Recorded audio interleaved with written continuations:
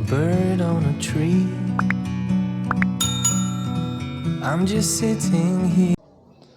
Hello बच्चों, एक बार फिर स्वागत है आप सभी लोगों का आपके प्यारे से YouTube channel wifi success classes में। जैसा कि हमारा पिछला चैप्टर जो चल रहा था फिनिश हो गया था। आज हम लोग बात करते हैं, छोटा सा ही चैप्टर है क्योंकि उससे रिलेटिव कई प्रश्न आपके हट गए हैं। पृथ्वी के चुंबकत्व तथा चुंबकीय क्षेत्र की बात करेंगे, पृथ्वी के चुंबकत्व तथा चुंबकीय पदार्थ की बात करेंगे। तो पृथ्वी के चुंबकत्व की बात करेंगे और चुंबकीय पदार्थ आपके इस चैप्टर से हटा दिए गए, जैसे लौह चुंबकीय पदार्थ, अणचुंबकीय पदार्थ और प्रतिचुंबकीय पदार्थ, इनकी डेफिनेशन जो वगैरह थी वो हट गई हैं। तो यहाँ पर ये हम नहीं पढ़ेंगे, सिर्फ हम पढ़ेंगे कि पृथ्वी चुंबक की भांति व्यवहार करती है या नहीं करती है, और फिर उसके बाद में धारावाही प्रणाली का एक क्षण चुंबक की भांति व्यवहार करती है कि नहीं, इस डेरिवेशन को क्लियर करेंगे। फिर इसके बाद में पृथ्वी के चुंबकत्व के अवयव के बारे में पढ़ेंगे कि पृथ्वी के चुंबकत्व के कितने अवयव होते हैं। क्लियर? तो हमारी पहली हेडिंग रहेगी पृथ्वी एक चुंबक की भांति।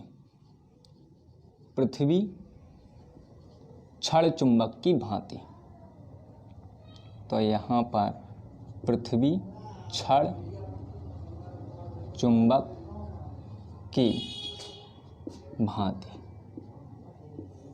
यह हमारी हेडिंग रहेगी। तो पृथ्वी क्षण चुंबक की भांति व्यवहार करती है या नहीं, हमें ये यहाँ पर इसके बारे में लिखना है।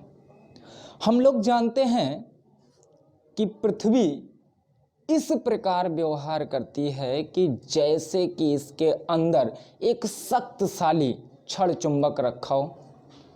इस बात को सिद्ध करने के लिए हमारे पास कुछ तथ्य हैं जिनके आधार पर हम इस बात को सिद्ध कर सकते हैं। पहला तथ्य क्या है? जब हम किसी चुंबकीय सुई को पृथ्वी पर स्वतंत्रता पूर्वक उसके गुरुत्व के अधीन लटकाते हैं तो चुंबकीय सुई सदैव एक निश्चित दिशा उत्तर दक्षिण में ठहरती है। तो यह हमारा पहला हो गया कि स्वतंत्रता पूर्वक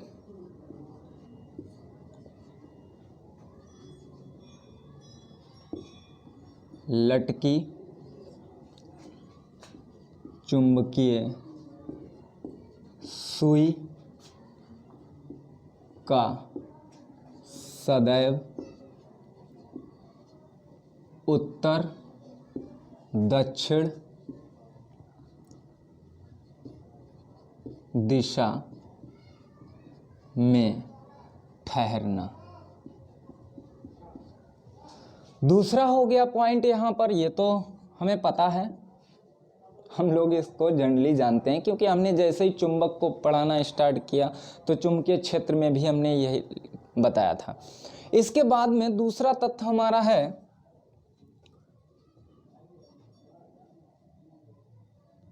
दूसरा यहाँ पर आता है उदासीन बिंदुओं का प्राप्त होना। उदासीन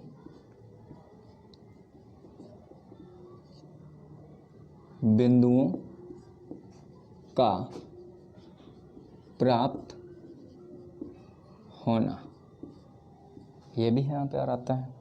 पृथ्वी पर जब हम किसी चुंबक को लटकाते हैं तो हमें उदासीन बिंदु प्राप्त होते हैं। उदासीन बिंदु का मतलब जहाँ पर चुंबकीय प्रभाव शून्य होता है, उदासीन बिंदु प्राप्त होते हैं। अच्छा, तीसरा पॉइंट यहाँ पर आता है पृथ्वी के अंदर कुछ समय के लिए गड़े हुए लोहे का चुंबक बन जाना। तो यहाँ पर पृथ्वी के अंदर दबे लोहे का चुंबक बन जाना।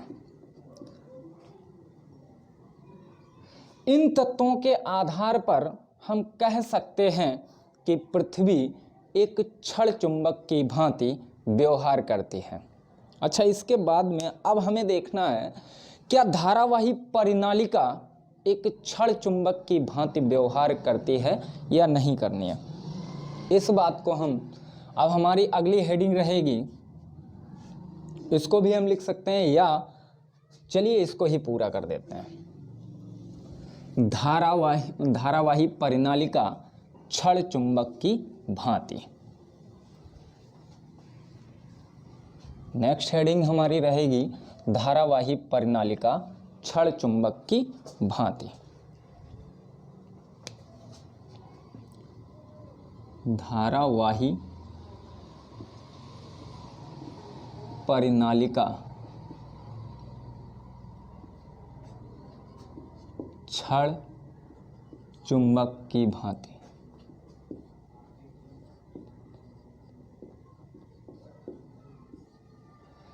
तो धारावाही परिनालिका क्षण चुंबक की भांति व्यवहार करती है या नहीं करती है, इसको हम प्रूफ करना है हमें। अब प्रूफ करना है, जो हमने यहाँ लिख दिया है कि धारावाही परिनालिका क्षण चुंबक की भांति, तो हमें सिद्ध करना ही है। सिद्ध करने के लिए हम क्या करते हैं, यहाँ पर हमने एक धारावाही परिनालिका को बना लिया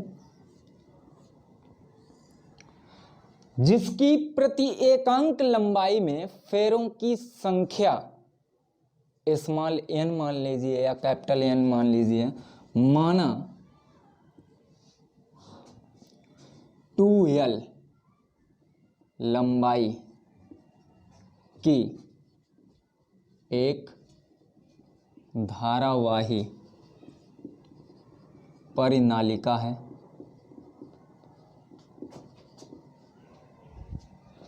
जिसकी प्रति एकांक लंबाई में फेरों की संख्या कैपिटल N है और इसकी ध्रुव सामर्थ्य, धारावाही परिनालिका की जो ध्रुव सामर्थ्य है, क्योंकि जब हम किसी धारावाही परिनालिका पर तार के कई फेरे लपेटकर कुंडली जो बनाते हैं, तो हमने आपको पढ़ा चुके हैं कि धारावाही कुंडली या धारावाही लूप एक क्षण चुंबक की भांति व्यवहार करता है। तो यहाँ पर इस पर कई तार के फेरे होंगे, इस तरीके से कई तार के फेरे लपेटे जाएंगे। तो यहाँ पर हमने मान लिया है कि जो परिनालिका है इसकी प्रति एकांक लंबाई में फेरों की संख्या कैपिटल N है। अब हमें क्या करना है कि इसकी अक्षीय स्थिति में किसी बिंदु P पर चुंबकीय क्षेत्र की तीव्रता निकालनी है।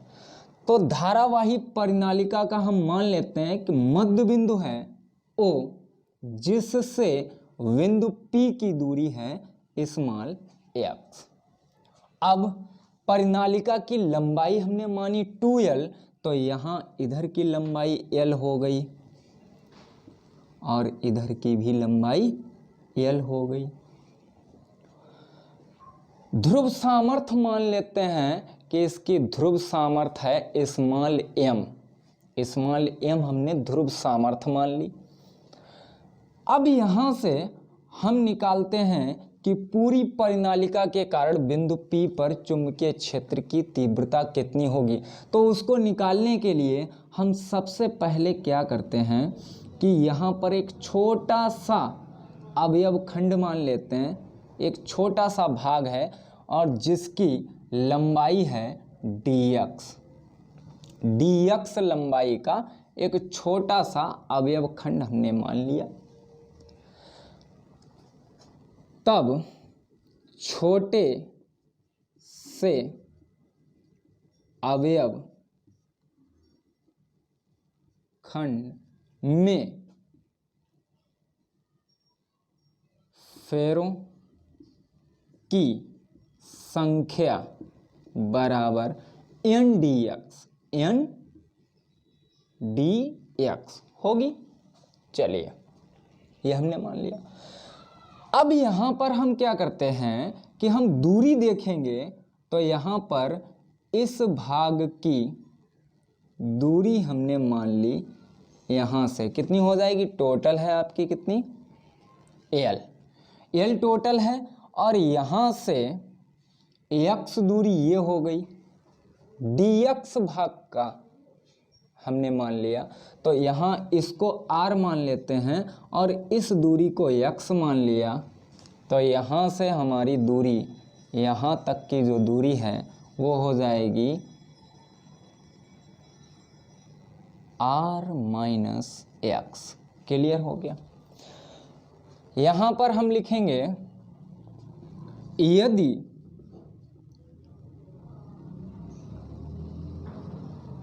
कुंडली, जो फेरों की कुंडली बनती है, कुंडली की त्रिज्या स्मॉल a हो, तब छोटे से भाग के कारण बिंदु P पर चुंबकीय क्षेत्र की तीव्रता, तब dx भाग के कारण P पर चुंबकीय क्षेत्र की तीव्रता। अब हमें इस छोटे से भाग के कारण बिंदु P पर चुंबकीय क्षेत्र की तीव्रता निकालनी है, तो इसका डेरिवेशन हम पढ़ चुके हैं कि किसी कुंडली की अक्ष पर चुंबकीय क्षेत्र की तीव्रता का सूत्र, तो वो कितना होता है, B बराबर μ0/2 into I a square upon a square plus r square की होल पावर 3/2, इतना हम पढ़ चुके थे। तो इसी सूत्र से हम लगाएंगे यहाँ पर जो दूरी है r मान कम हो रहा है, तो कम हो रहा है, तो यहाँ हम चेंज कर देते हैं, तो यहाँ हो जाएगा r माइनस एक्स।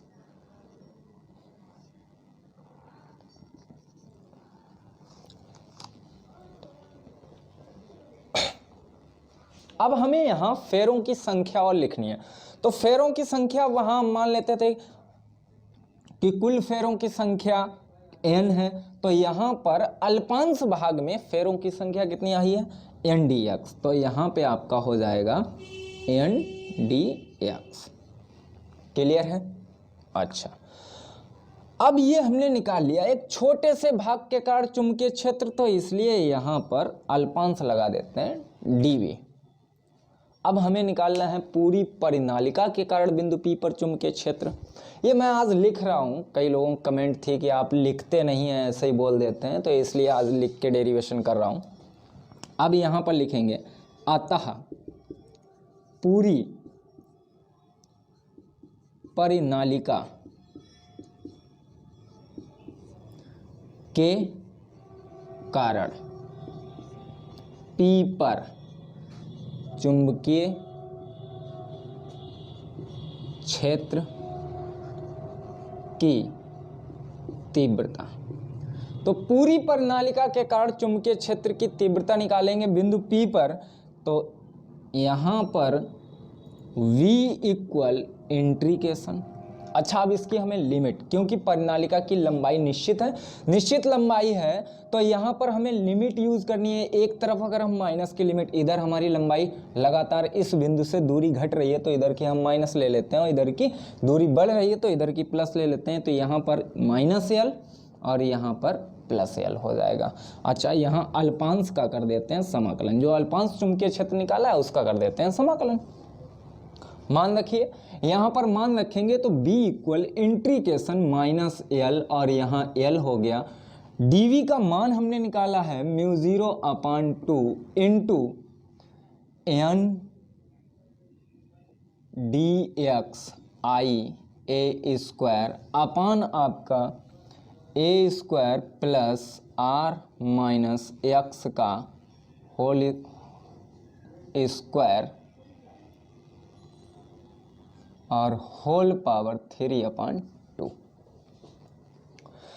अब हमें यहाँ पर समाकलन करना है, तो समाकलन करना है किसके सापेक्ष समाकलन करेंगे, तो लगातार हमारा क्या हो रहा है कि परिनालिका की जो हमने अल्पांश लंबाई मानी है, तो अल्पांश लंबाई, तो इसकी लंबाई के सापेक्ष अवकलन करना है, तो लंबाई के सापेक्ष अवकलन करेंगे। तो यहाँ पर अगर हम मान लें, माना R is double greater than, R बहुत ज्यादा बड़ा है इस स्मॉल एक्स दूरी से, तब एक्स को नगण्य मानकर छोड़ देंगे। ठीक है। अब आर या ए बहुत छोटा है आर से, तब ए को भी नगण्य मानकर छोड़ देंगे। ठीक है। तब आपका क्या बचेगा, b बराबर integration minus L mu 0/2 into N D x I A square upon आपका बचेगा r। अब स्क्वायर और इंटू पावर हो जाएंगे 3/2, 2 से 2 चला गया, तो b बराबर आपका minus L mu 0/2 into N D x I A square upon R Q. अब यहाँ पर हमारी दूरी लगातार बदल रही है, तो इसका मतलब ये dx सिर्फ आपका समाकलन के लिए योग्य राशि है, बकाया आपका कांस्टेंट होगा। तो यहाँ b इक्वल आपका हो जाएगा mu 0/2 into N I A square और अपान आर क्यू, इंट्रीकेशन माइनस एल और आपका बचा है dx। अच्छा, dx का समाकलन करेंगे तो dx का समाकलन आप लोगों को अच्छे से आता होगा, क्योंकि सर मैथ आप लोगों को पढ़ाते हैं। अच्छा, तो यहाँ N I A square upon आपका आर क्यू है, और यहाँ dx का समाकलन करेंगे तो हो जाएगा x। अगर बाई चांस किसी को ना दिख रहा हो तो टेंशन नहीं लेना, dx का समाकलन करेंगे तो x हो जाएगा। तो यहाँ पर आपका v equal mu 0/2 into N I A square upon R Q, और लिमिट यूज़ करेंगे तो l और प्लस l हो जाएगा। तो b बराबर mu 0/2 into N I A square और अपान आपका आर क्यू और इंटू 2l। ठीक है। अब यहाँ पर ये आ गया 2l, तो यहाँ पर टोटल लंबाई में फेरों की संख्या, टोटल लंबाई कितनी थी, टोटल लंबाई हमने मानी थी परिनालिका की, टोटल लंबाई हमने मानी थी 2l। इसको मैं थोड़ा साफ कर रहा हूँ, साफ कर दें। चलिए, हमने टोटल लंबाई मानी थी परिनालिका की कि 2l लंबाई है। टोटल परिनालिका की लंबाई कितनी मानी थी, 2l। तो 2l हमने जब टोटल लंबाई मानी थी तो यहां से तब 2l इंटू एन बराबर कुल फेरों की संख्या, कुल फेरों की संख्या। तो कुल फेरों की संख्या को स्मॉल एन से मान लेते हैं, स्मॉल एन हमने मान लिया। ठीक है। अच्छा, तब आपका क्या बचता है, b बराबर म्यू 0/2 इंटू आपका हो गया है स्मॉल एन आई और ए स्क्वायर अपान आर क्यू। इतना ही बचा ना आपका। चलिए, अब यहाँ से हमारा n कुल फेरों की संख्या आ गई, ए स्क्वायर है। अब ए स्क्वायर है, अगर हम मान लें कि कुंडली का जो क्षेत्रफल है, परिच्छेद क्षेत्रफल या जो समतल क्षेत्रफल हम कह सकते हैं, तो कुंडली का क्षेत्रफल, समतल क्षेत्रफल, तो वो होगा पाई आर स्क्वायर।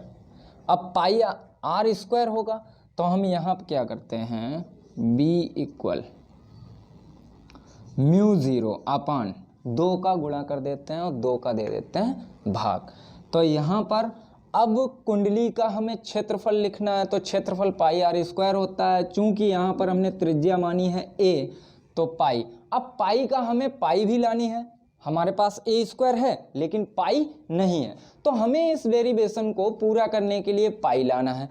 पाई लाना है तो पाई हम लाएंगे और साथ में यहाँ पर जब हम पाई लाना है, गुणा में लाना है, तो भाग भी करना पड़ेगा, तो 2 पाई आ गया आपका, और इनटू एन आई।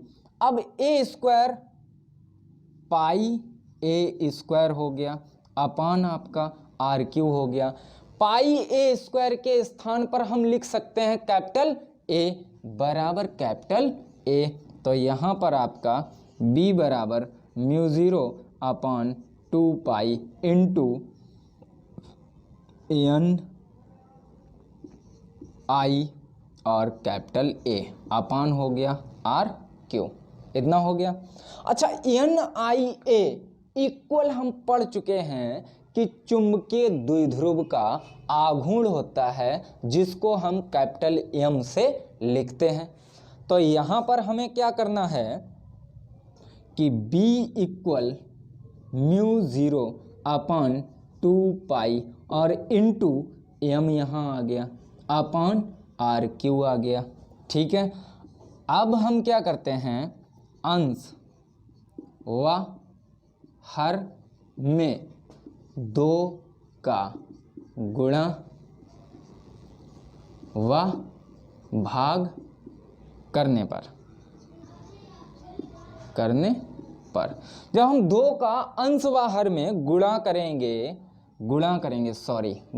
करेंगे अंश व हर में 2 का गुणा करेंगे, तो गुणा करने पर आपका क्या हो जाएगा, μ0 upon 4 pi into 2m upon R Q. Clear हो गया। यहां से अगर इस समीकरण को हम देखते हैं तो हमें पता चलता है कि उपयुक्त समीकरण चुंबकीय द्विध्रुव के कारण अक्षीय स्थिति में चुंबकीय क्षेत्र की तीव्रता को प्रदर्शित करता है। अतः इससे स्पष्ट है कि धारावाही परिनालिका एक चुंबकीय द्विध्रुव की भांति व्यवहार करती है। क्लियर हुआ। चलिए अब हम बात करेंगे कि पृथ्वी के चुंबकत्व के अवयव। साफ कर दें इसे। चलिए, पृथ्वी के चुंबकत्व के अवयव, तो हमारी हेडिंग रहेगी पृथ्वी के चुंबकत्व के अवयव। तो पृथ्वी के चुंबकत्व के मुख्यतः 3 अवयव हैं। नंबर 1 आता है दिक्पात कोण, नंबर 2 आता है नमन अथवा नतिकोण, और नंबर 3 आता है पृथ्वी के चुंबकीय क्षेत्र का क्षैतिज घटक। इसमें से जो आपका नमन अथवा नतिकोण है और दिक्पात कोण है, इनमें से एक डेफिनेशन आपको 100% मिलती है हर बार एग्जाम में, लगभग 1 नंबर में, ज़्यादा नहीं आता है, 1 नंबर से डेफिनेशन आ जाती है। तो यहाँ पर हम बात करेंगे पृथ्वी के चुंबकत्व के अवयव, पृथ्वी के चुंबकत्व के अवयव। तो इसके मुख्यतः 3 अवयव हैं। पहला दिक्पात कोण,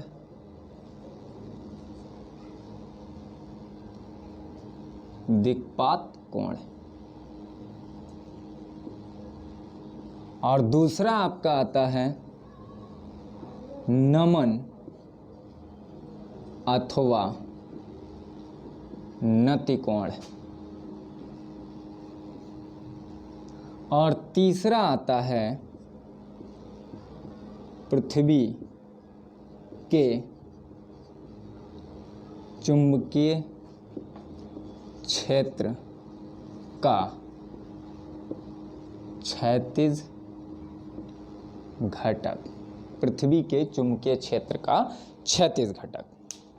अब हम बात कर लेते हैं दिक्पात कोण क्या होता है। दिक्पात कोण पृथ्वी की भौगोलिक यामोत्तर तथा चुंबकीय यामोत्तर के बीच बने कोण को दिक्पात कोण कहते हैं। परिभाषा इस तरीके से भी लिखी होती है कि पृथ्वी के किसी स्थान पर भौगोलिक यामोत्तर तथा चुंबकीय यामोत्तर के बीच बने कोण को दिक्पात कोण अल्फा कहते हैं। दिक्पात कोण अल्फा कहते हैं। इसके बाद में आता है आपका नमन अथवा नति कोण। तो नमन अथवा नति कोण पृथ्वी के किसी स्थान पर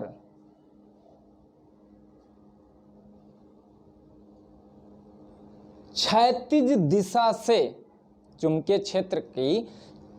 क्षेत्र क्षैतिज दिशा से जो कोण बनाता है, जो कोण बनाती है, उसे नमन अथवा नति कोण कहते हैं। पृथ्वी के किसी स्थान पर चुंबकीय क्षेत्र क्षैतिज दिशा के साथ जो कोण बनाती है उसे नमन अथवा नति कोण कहते हैं। इसके बाद में आता है पृथ्वी के चुंबकीय क्षेत्र का क्षैतिज घटक। तो पृथ्वी के चुंबकीय क्षेत्र के क्षैतिज घटक की अगर हम बात करते हैं तो केवल निरक्ष पर चुंबकीय सुई क्षैतिज होती है या क्षैतिज दिशा के समांतर होती है। अन्य सभी स्थानों पर, निरक्ष को छोड़कर अन्य सभी स्थानों पर चुंबकीय सुई क्षैतिज दिशा से किसी न किसी कोण पर झुकी होती है। तो यहाँ पर हमें क्षैतिज घटक दिखाना है। तो हम मान लेते हैं कि किसी स्थान पर चुंबकीय सुई क्षैतिज दिशा से थीटा कोण पर झुकी हुई है। क्षैतिज दिशा से थीटा कोण पर झुकी हुई है किसी स्थान पर। यह आपकी क्षैतिज दिशा हो गई।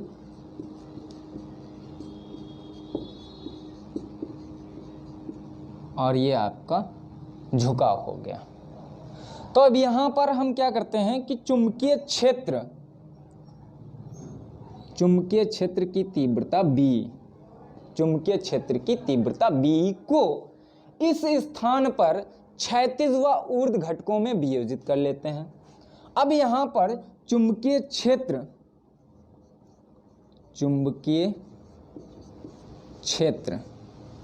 पृथ्वी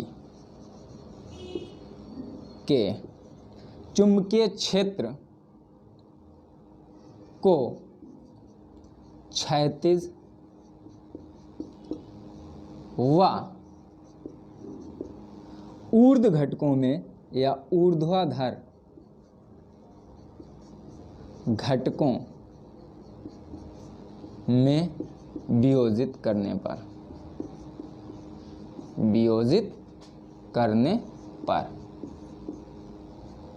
ऊर्ध्वाधर घटक, अगर हम बात करें ऊर्ध्वाधर घटक की, क्षैतिज घटक यहाँ पर होगा। क्षैतिज घटक आपको पता है, क्षैतिज घटक हमेशा कॉस के साथ प्रयोग होता है। तो क्षैतिज घटक को B सफिक्स H से लिखते हैं। क्षैतिज घटक BH बराबर पृथ्वी के चुंबकीय क्षेत्र की तीव्रता B है। इसे क्षैतिज घटकों में वियोजित करेंगे तो BE cos थीटा। इसको समीकरण 1 डाल देते हैं। ऊर्ध्व घटक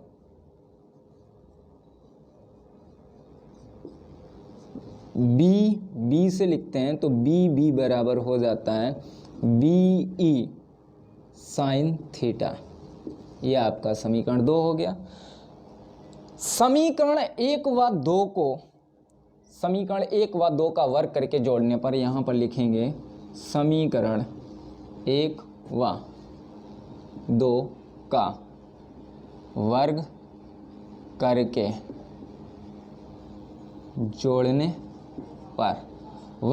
जोड़ने पर आपको BH का स्क्वायर प्लस BB का स्क्वायर इक्वल आपको मिलेगा BE square cos square theta plus BE square sine square theta. यहाँ से आपको VH square plus BB square equal प्राप्त होगा BE स्क्वायर। यानी कि हमें निकालना है ऊर्ध्व घटक तो क्षैतिज घटक। तो क्षैतिज घटक आपका हो जाएगा BH बराबर under root BE square minus BB square. ये रहा पृथ्वी के चुंबकीय क्षेत्र का क्षैतिज घटक। अगर हमें ऊर्ध्व घटक निकालना है तो ऊर्ध्व घटक BB बराबर हो जाएगा under root BE square minus BH square.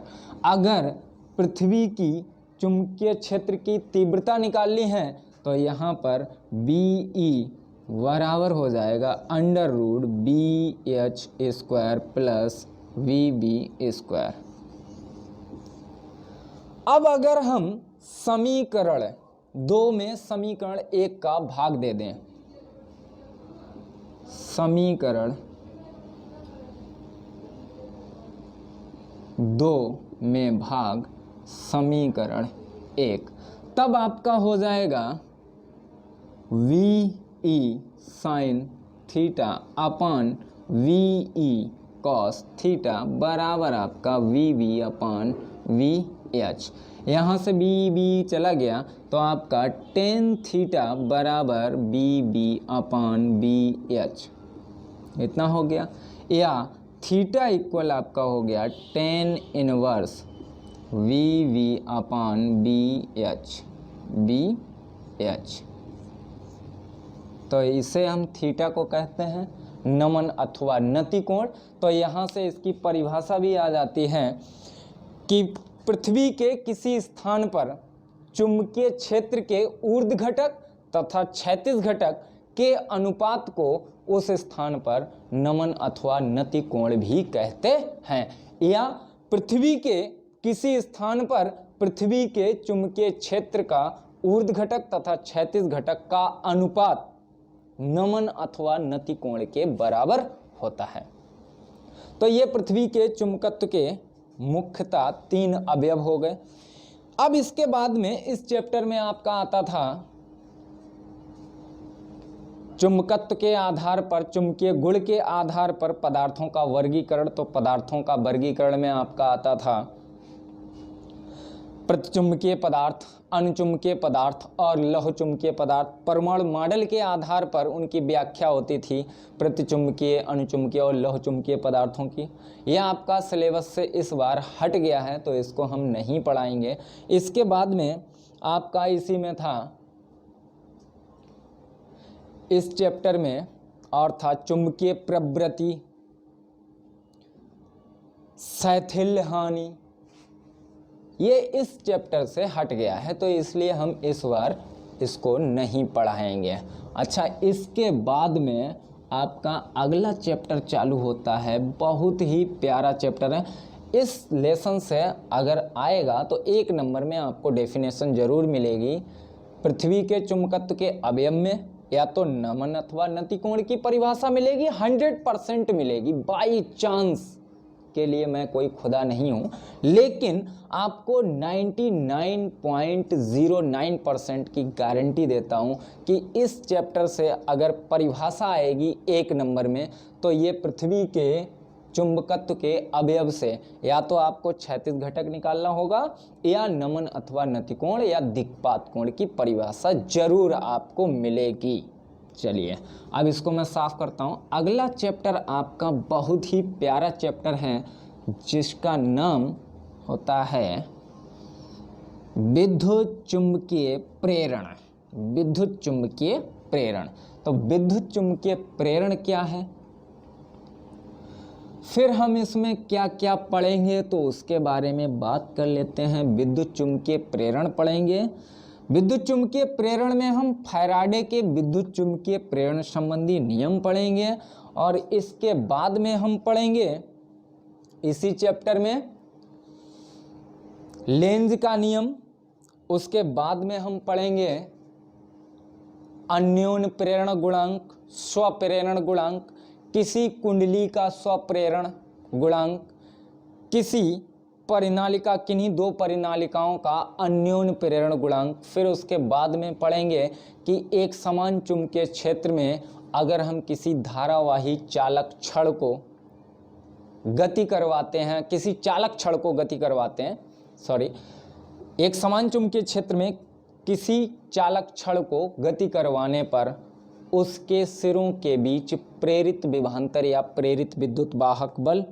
फिर हम पढ़ेंगे लॉरेंज बल के आधार पर फैराडे के विद्युत चुंबकीय प्रेरण संबंधी नियमों की व्याख्या। तो इस चैप्टर में बहुत कुछ पढ़ने को मिलेगा हमें और बहुत ही इजी है, अपनी भाषा में आराम से इसको नोट्स भी बना सकते हैं आप लोग। ये नहीं मायने रखता है कि नोट्स आपको बोर्ड पे पूरा बनवाया जाए। अगर आप लोग भाषा को समझना जानते हैं, जो हम बता रहे हैं उसको समझ रहे हैं कि ये क्या बता रहे हैं, तब आप अपनी भाषा में अच्छा सा प्यारा सा नोट्स बना सकते हैं। जब आप लोग नोट्स अपनी भाषा में बनाएंगे, अच्छा सा नोट्स बनाएंगे, तो वो नोट्स आपको याद करने की ज़रूरत नहीं होगी, उसमें कुछ भी आपको रट्टा मारने की ज़रूरत नहीं होगी।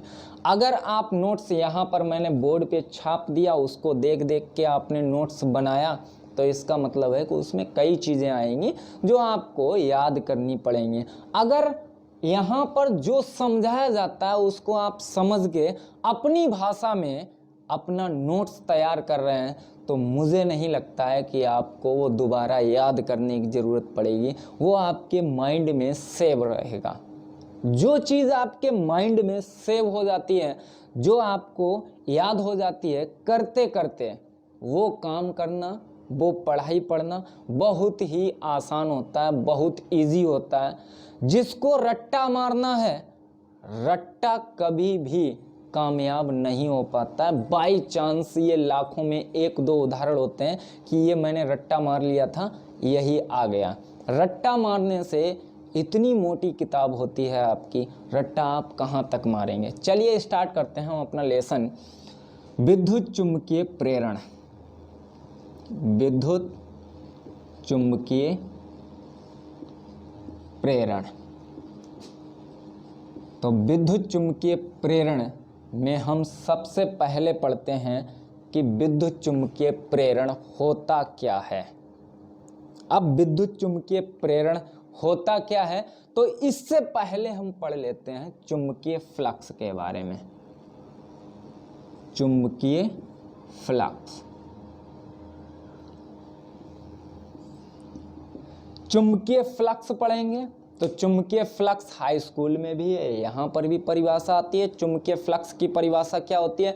एक समान चुंबकीय क्षेत्र में, मान लीजिए कि चुंबकीय क्षेत्र इधर है, एक समान चुंबकीय क्षेत्र, एक समान चुंबकीय क्षेत्र में क्षेत्र के लंबवत, चुंबकीय क्षेत्र आपका ऐसा, ठीक उसके लंबवत अगर कोई काल्पनिक पृष्ठ रख दें, तो उससे गुजरने वाली चुंबकीय वल रेखाओं की संख्या को उस पृष्ठ से गुजरने वाला चुंबकीय फ्लक्स कहते हैं।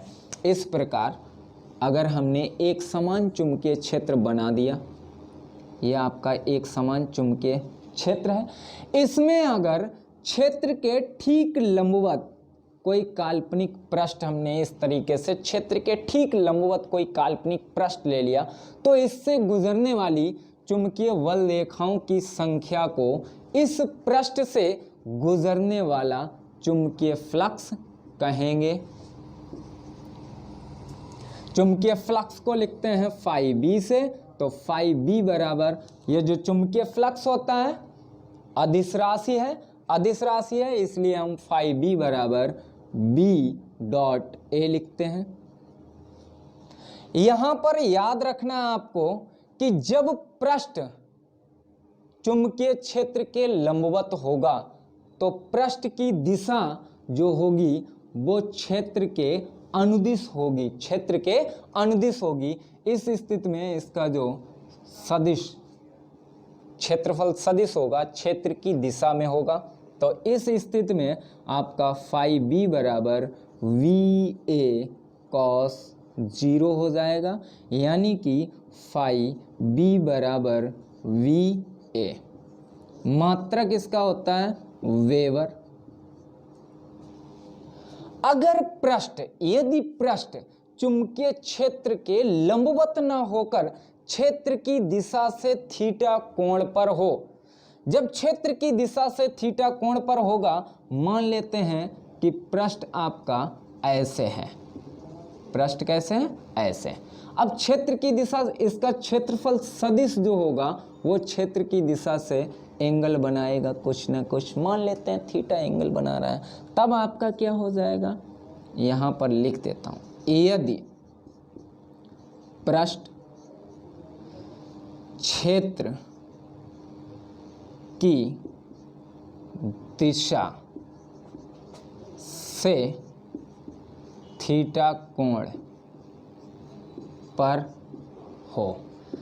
जब पृष्ठ क्षेत्र की दिशा से थीटा कोण पर होगा तो आपको ये भी पता है कि भाई चुंबकीय बल रेखाएं जाएंगी, थोड़ी कम मात्रा में गुजरेंगी, क्योंकि ये तो हमने पृष्ठ बड़ा बना दिया ना, क्षेत्रफल इसका बढ़ गया है। लेकिन दिशा से कोण घट रहा है, कोण क्षेत्र की दिशा के लंबवत ना होके थीटा कोण पर आ गया है, तो कोण का मान घटेगा, कोण का मान घटेगा तो चुंबकीय बल रेखाओं की संख्या जो गुजरने वाली होगी उसमें भी कमी आएगी, मतलब उसमें परिवर्तन होगा। सीधी सी बात है, क्या परिवर्तन होगा। यहाँ पर अगर हम पृष्ठ की लंबाई में, जिस प्रकार की पृष्ठ की लंबाई थी उतना ही अगर हम पृष्ठ लेते हैं, पृष्ठ का जो क्षेत्रफल था उतना ही अगर हम रहने देते हैं, तो इस प्रकार गुजरने वाली चुंबकीय बल रेखाओं की संख्या में कमी होगी। तो अब यहाँ पर लिख देते हैं फाई v बराबर आपका हो जाता है VA और कॉस थीटा, मात्रक वही रहेगा वेबर। क्लियर। तो ये हो गई चुंबकीय फ्लक्स की बात। अब चुंबकीय फ्लक्स की बात हम करते हैं कि चुंबकीय फ्लक्स किस प्रकार परिवर्तित हो सकता है। तो परिवर्तित होने के लिए यहाँ पर तीन राशियाँ आपके पास हैं, एक तो है v, दूसरा है a और साथ में आ जाता है cos थीटा। यानी कि अगर आप थीटा में परिवर्तन करते हैं, थीटा के मान में परिवर्तन करेंगे, चुंबकीय फ्लक्स का मान परिवर्तित होगा। अगर हम पृष्ठ के क्षेत्रफल में परिवर्तन करेंगे, चुंबकीय क्षेत्र इधर है, ऐसे मान लीजिए चुंबकीय क्षेत्र है, बहुत ज़्यादा चुंबकीय क्षेत्र है और उसमें छोटा सा इतना बड़ा अगर हम कोई पृष्ठ रखते हैं तो उससे गुजरने वाली चुंबकीय बल रेखाओं की संख्या कम होगी। अगर उसी पृष्ठ को थोड़ा बड़ा बना दें तो उससे गुजरने वाली चुंबकीय बल रेखाओं की संख्या ज़्यादा होगी। तो इसका मतलब है कि पृष्ठ का जो क्षेत्रफल है वो भी चुंबकीय फ्लक्स को परिवर्तित करेगा। अब हम बात कर लेते हैं चुंबकीय क्षेत्र। अगर चुंबकीय क्षेत्र की तीव्रता ज़्यादा है, चुंबकीय क्षेत्र की तीव्रता का मान अधिक है, तो चुंबकीय बल रेखाएं ज़्यादा निकलेंगी तो पृष्ठ से, अगर पृष्ठ का जो क्षेत्रफल है तो उससे ज़्यादा चुंबकीय बल रेखाएं गुजरेंगी। अगर चुंबकीय क्षेत्र आपका कम है, चुंबकीय क्षेत्र की तीव्रता का मान बहुत कम है, तो उससे बहुत कम चुंबकीय बल रेखाएं निकलेंगी। जब बहुत कम चुंबकीय बल रेखाएं निकलेंगी तो इसका मतलब हो गया कि चुंबकीय क्षेत्र का मान परिवर्तित होने पर भी चुंबकीय फ्लक्स परिवर्तित होता है। तो इस प्रकार हमने जान लिया कि चुंबकीय फ्लक्स को हम परिवर्तित कर सकते हैं। कैसे? थीटा को परिवर्तित करके, ए के मान को परिवर्तित करके और बी के मान को भी परिवर्तित करके चुंबकीय क्षेत्र को, चुंबकीय फ्लक्स को परिवर्तित किया जा सकता है। क्लियर? बहुत बढ़िया। अब हम चुंबकीय फ्लक्स के बाद बात कर लेते हैं, हेडिंग डाल लेता हूं, टेंशन मत लीजिए, विद्युत चुंबकीय प्रेरण। विद्युत चुंबकीय प्रेरण। तो विद्युत चुंबकीय प्रेरण क्या है? विद्युत चुंबकीय प्रेरण, यदि किसी कुंडली से गुजरने वाले चुंबकीय फ्लक्स में परिवर्तन किया जाए तो उस कुंडली में एक विद्युत वाहक बल उत्पन्न हो जाता है। इस विद्युत वाहक बल को प्रेरित विद्युत वाहक बल कहते हैं। यदि परिपथ अथवा लूप अथवा कुंडली पूर्ण हो तो उस कुंडली में या उस परिपथ में या उस लूप में एक विद्युत धारा प्रवाहित होने लगती है जिसे प्रेरित धारा कहते हैं, तथा इस घटना को विद्युत चुंबकीय प्रेरण कहते हैं। जरा देखिए, अगर किसी कुंडली से गुजरने वाले चुंबकीय फ्लक्स में परिवर्तन होता है, मान लीजिए भाई यहाँ पर हमने एक NS ध्रुवों वाली एक चुंबक को कुंडली के पास लाते हैं। कुंडली से पहले दूर थी, ऐसे चुंबकीय बल रेखाएं, ऐसी होंगी चुंबकीय बल रेखाएं, ठीक है। तो इस प्रकार हम इस चुंबक को जैसे जैसे इसके पास लाएंगे, इससे गुजरने वाली चुंबकीय बल रेखाओं की संख्या में वृद्धि होगी। जैसे जैसे दूर लेके जाएंगे तो इससे गुजरने वाली चुंबकीय बल रेखाओं की संख्या में कमी आएगी। यानी कि कुंडली से बद्ध या कुंडली से गुजरने वाले चुंबकीय फ्लक्स में परिवर्तन होगा, जिससे कुंडली में एक विद्युत वाहक बल उत्पन्न हो जाता है, जिसे प्रेरित विद्युत वाहक बल कहते हैं। अगर कुंडली, लूप या परिपथ हमारा पूर्ण है तो इसमें एक धारा प्रवाहित होने लगती है, जिसे हम प्रेरित धारा कहते हैं, और इस घटना को विद्युत चुम्बकीय प्रेरण कहते हैं। तो ये रहा आपका विद्युत चुम्बकीय प्रेरण। अब इसके बाद में हम बात कर लेते हैं कि फैराडे अथवा हेनरी के विद्युत चुम्बकीय प्रेरण संबंधी, यहाँ पर ज़्यादातर कहा जाता है कि फैराडे के विद्युत चुम्बकीय प्रेरण संबंधी नियम लिखिए। तो फैराडे के विद्युत चुम्बकीय प्रेरण संबंधी नियम क्या हैं, जरा देखिए। पहला नियम आता है फैराडे के विद्युत चुम्बकीय प्रेरण संबंधी नियम। ये आपके फैराडे हैं। फैराडे के विद्युत चुम्बकीय प्रेरण संबंधी नियम। तो फैराडे के विद्युत चुम्बकीय प्रेरण संबंधी पहला नियम है, यदि किसी कुंडली से गुजरने वाले चुंबकीय फ्लक्स में परिवर्तन किया जाए तो उस कुंडली में एक प्रेरित विद्युत वाहक बल या प्रेरित धारा उत्पन्न हो जाती है, जो कि चुंबकीय फ्लक्स परिवर्तन के कारण होती है। और ये प्रेरित धारा तब तक उत्पन्न होती है जब तक चुंबकीय फ्लक्स में परिवर्तन होता रहेगा। मतलब अगर चुंबकीय फ्लक्स में परिवर्तन करना बंद कर दें या परिवर्तन होना बंद हो जाए तो उस कुंडली अथवा लूप में प्रेरित विद्युत धारा या प्रेरित विद्युत वाहक बल उत्पन्न नहीं होगा। लूप से गुजरने वाले चुंबकीय फ्लक्स में परिवर्तन होता रहेगा तो उस लूप में प्रेरित विद्युत वाहक बल या प्रेरित धारा उत्पन्न होगी।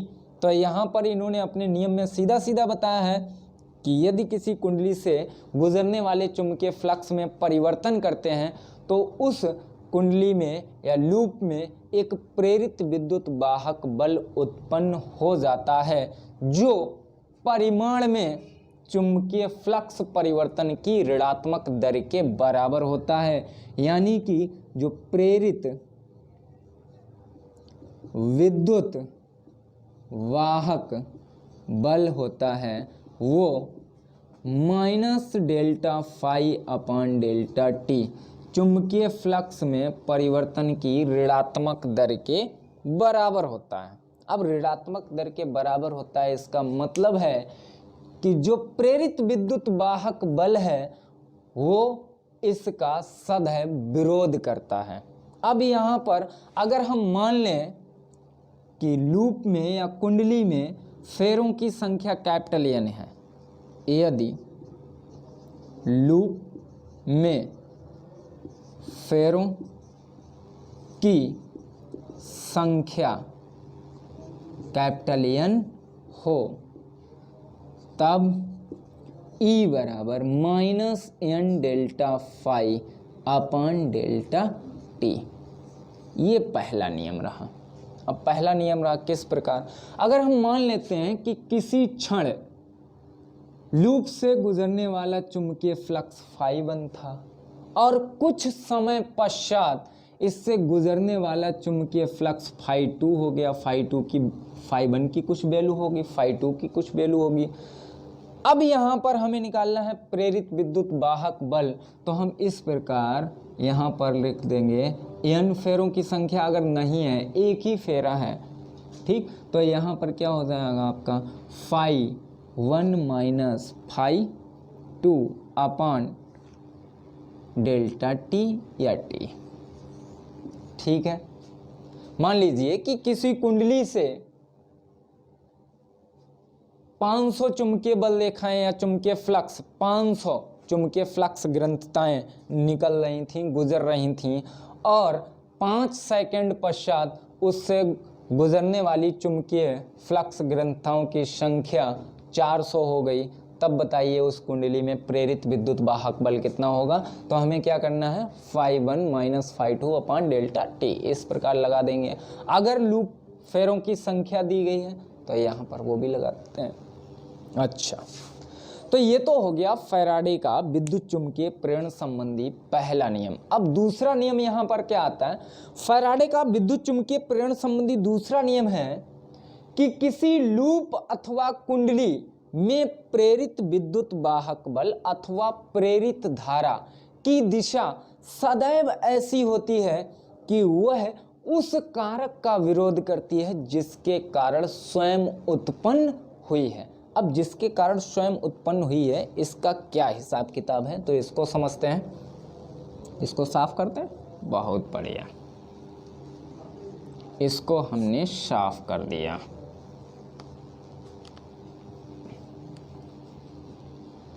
यहां पर हम दूसरे नियम को समझते हैं। जैसे ही हम किसी चुंबक के दक्षिणी ध्रुव को, या मान लीजिए यहाँ पर दक्षिणी ध्रुव नहीं है, यहाँ पर उत्तरी ध्रुव को ले आए और दक्षिणी ध्रुव, उत्तरी ध्रुव को जैसे ही हम किसी चुंबक के समीप लाते हैं तो समीप लाने से इससे गुजरने वाले चुंबकीय फ्लक्स यानी कि इससे गुजरने वाली चुंबकीय बल रेखाओं की संख्या में परिवर्तन होगा। तो इस कुंडली में एक प्रेरित विद्युत वाहक बल अथवा प्रेरित धारा उत्पन्न होगी। कुंडली को हमने पूरा बना लिया, यहाँ पर एक गैल्वेनोमीटर लगा दिया। तो गैल्वेनोमीटर लगाने से क्या होगा कि यहाँ पर एक प्रेरित धारा उत्पन्न हो जाती है। अगर हम प्रारंभ में इस दिशा में मान लें कि कुंडली को, चुंबक को कुंडली के पास लाने पर प्रेरित धारा की दिशा इधर है, तो दूर लाने पर प्रेरित धारा की दिशा सदैव विपरीत होगी।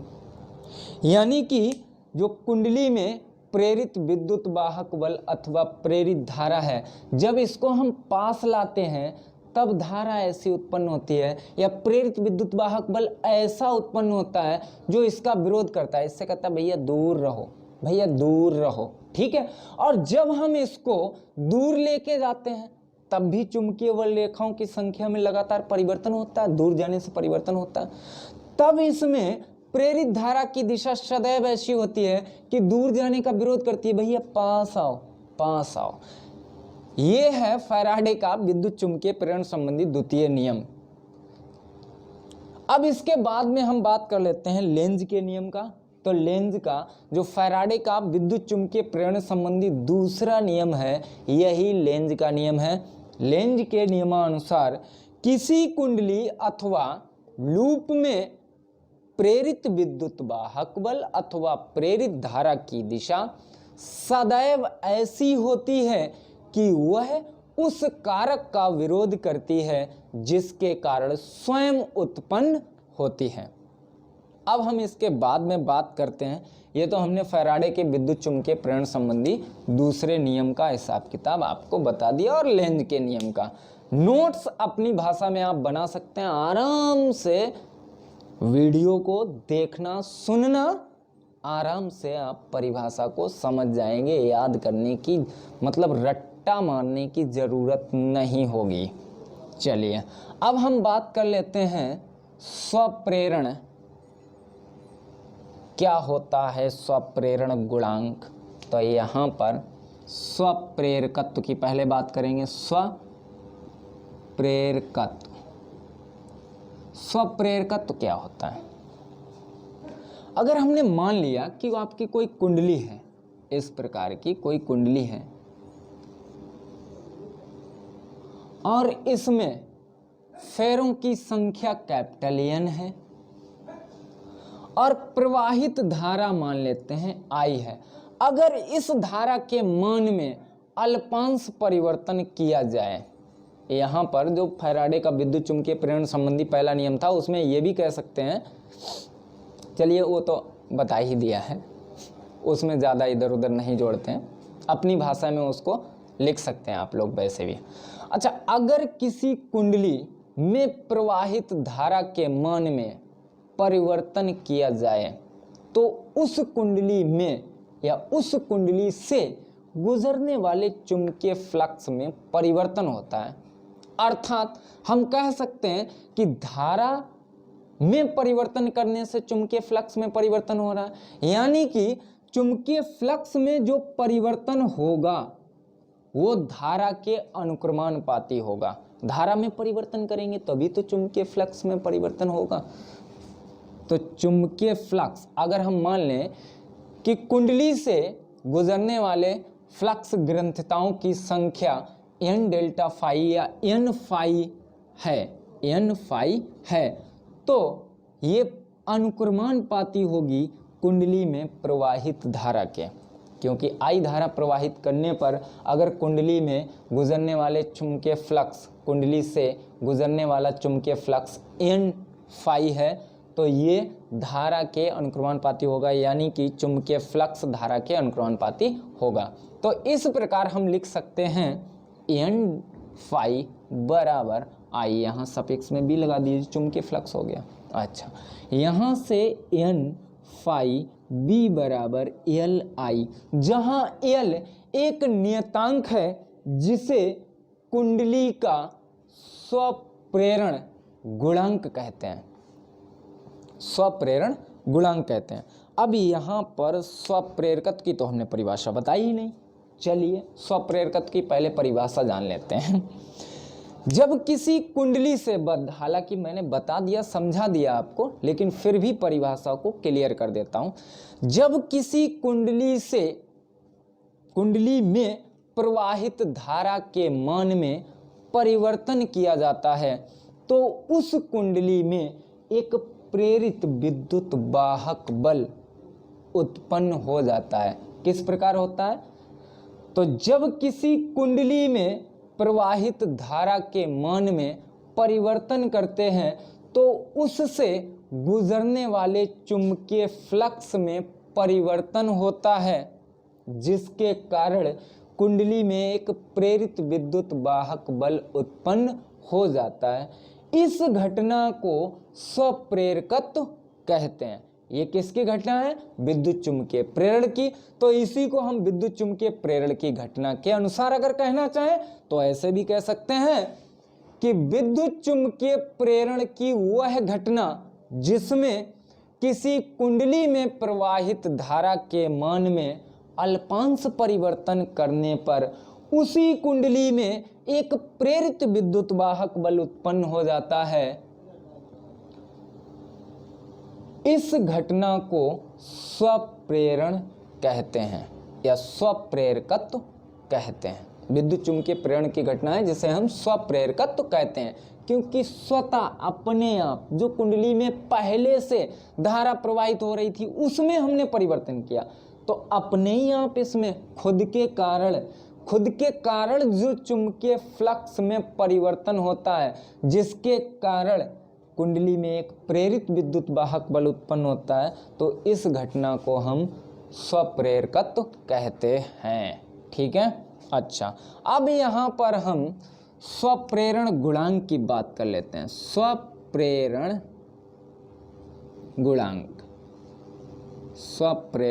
गुणांक थोड़ा बहुत इधर उधर हो गया, टेंशन मत लीजिए, समझ लीजिए। स्वप्रेरकत्व का मतलब विद्युत चुंबकीय प्रेरण की वह घटना जिसके कारण किसी कुंडली में प्रवाहित धारा के मान में परिवर्तन करने से उसी कुंडली में एक प्रेरित विद्युत वाहक बल उत्पन्न हो जाता है। इस घटना को स्वप्रेरकत्व कहते हैं। अब यहाँ पर स्वप्रेरण गुणांक की बात आई, तो अगर कुंडली में फेरों की संख्या n है और इसमें प्रवाहित धारा I हो तब इससे गुजरने वाली फ्लक्स ग्रंथताओं की संख्या कुंडली में प्रवाहित धारा के अनुक्रमानुपाती होगी। तो हमने अनुक्रमानुपाती कर दिया, बराबर का चिन्ह लगाया तो कोई न कोई नियतांक लाना है, तो L यहाँ पर एक नियतांक आ गया। L को हम कहते हैं जहाँ L अरे भाई L एक नियतांक है जिसे कुंडली का स्वप्रेरण गुणांक या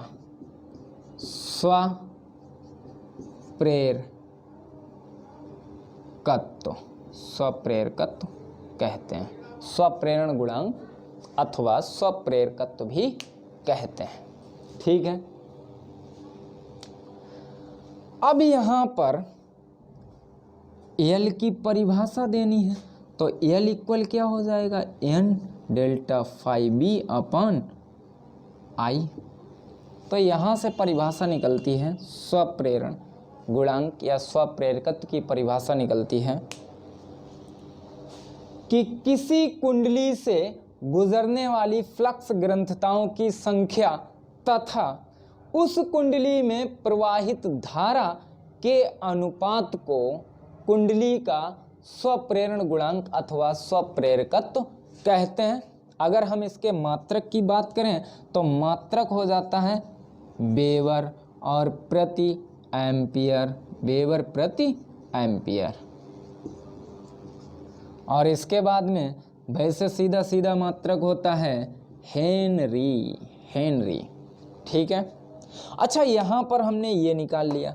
अगर हम अंश व हर में डेल्टा टी से भाग दे दें,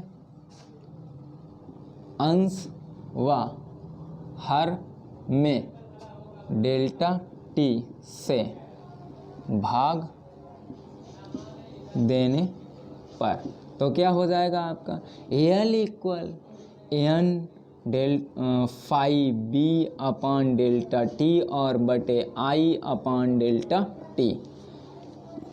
n delta phi upon delta T बराबर हम कुछ पढ़ चुके हैं, अगर आपको याद हो तो माइनस ई हो जाएगा। चुंबकीय फ्लक्स में परिवर्तन समय के सापेक्ष तो प्रेरित विद्युत वाहक बल के बराबर होता है। यहाँ पर माइनस नहीं था तो इसलिए यहाँ माइनस आ गया, upon I upon delta T. यहाँ से भी आपकी परिभाषा निकलेगी। ठीक है, लेकिन हम यहाँ की परिभाषा थोड़ा सा सुधार के दे देते हैं। यदि I upon delta T equal 1 ampere प्रति सेकेंड, तब आपका L इक्वल माइनस ई, या परिमाण इसका लिखेंगे तो L बराबर ई हो जाएगा।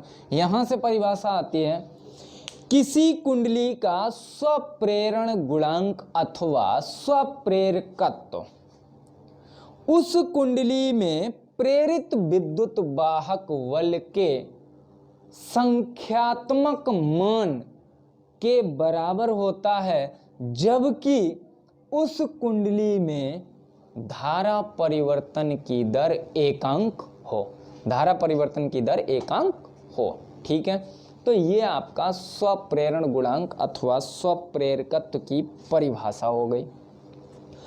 इसके बाद में हम बात करेंगे अन्योन्य प्रेरण गुणांक की, और फिर हम बात करेंगे, यहाँ चाहें तो अन्योन्य प्रेरण गुणांक को बाद में भी पढ़ेंगे, इससे पहले हम पढ़ेंगे किसी कुंडली का स्वप्रेरण या स्वप्रेरकत्व। फिर हम पढ़ेंगे किसी कुंडली में संचित स्थितिज ऊर्जा।